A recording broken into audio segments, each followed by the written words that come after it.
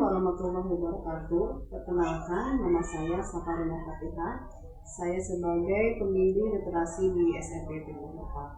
Pada kali ini saya akan menerangkan resensi buku yang telah saya baca, dan kemudian saya buat resensinya. Buku ini berjudul Tahapan Mendidik Anak Teladan Rasulullah SAW. Buku ini penulisnya yaitu Jamal Abdul Rahman.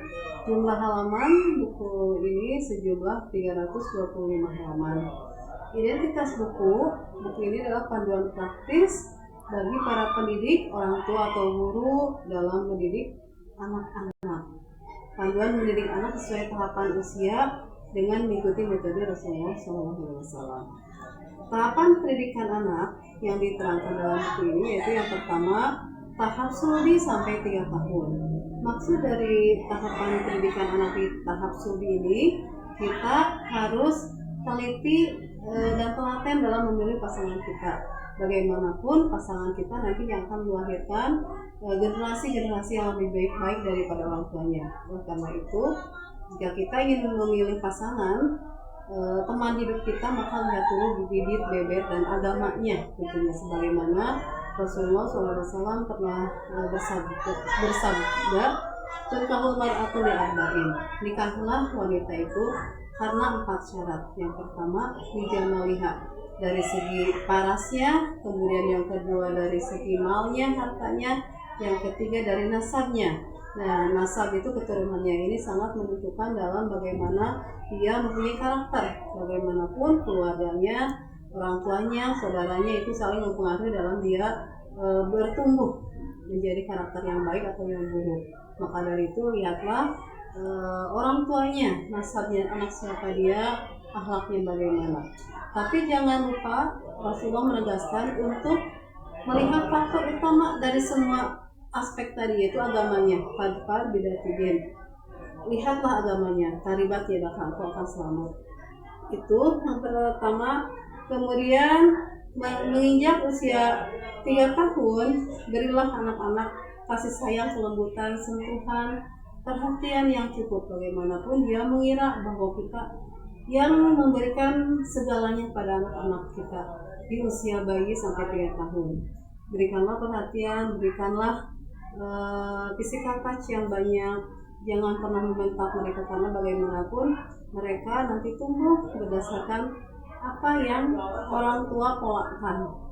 Kemudian menginjak ke usia 4 sampai 10 tahun, di sini adalah usia sekolah dasar. Maka dari tahap ini kita harus membiasakan ibadah dan adab-adab yang baik pada mereka. Ciptakan suasana pembiasaan di rumah terutama yang sangat faktor pendukung daripada di sekolah. Berikan contoh-contoh yang baik dari orang tuanya, uswah-uswah, kebiasaan-kebiasaan itu menjadi dasar bagi dia untuk melanjutkan hidupnya di luar sana. Kemudian fase yang ketiga usia 10 sampai 14 tahun. Di sini anak mulai diberikan tentang mana yang benar, mana yang baik, disiplin dan pengawasan. Anak-anak remaja fase ini yang baru mengenal, baru bersosialisasi dengan dunia luar, anak boleh kita bebaskan, tapi dengan rambu-rambu yang telah kita tentukan. Yang keempat, fase usia 15 sampai 18 tahun. Di sini penanaman yang paling mendasar yaitu tentang agama yang benar-benar, dari mulai akidah, kemudian ibadahnya, akhlaknya, fikihnya. Mereka harus sudah mulai paham tentang agama yang mereka anut. Dan di sini juga kita mulai memberikan kemandirian. Nah, itu mungkin ada 4 tahapan dalam buku ini. Kemudian kelebihan dari buku ini yaitu berbasis teladan Rasulullah. Kemudian ini sifatnya praktis dan aplikatif. Kemudian bagaimanapun satu buku itu ada kelebihan dan kekurangannya.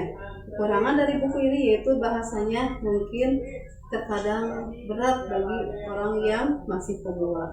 Kemudian konteks modernnya dan kekiniannya belum terdapat, masih kurang dalam buku ini.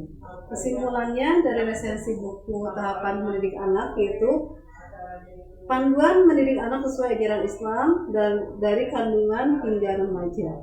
Kemudian kunci yang paling utamanya keteladanan dan konsistensi orang tua pendidik adalah kunci yang paling utama.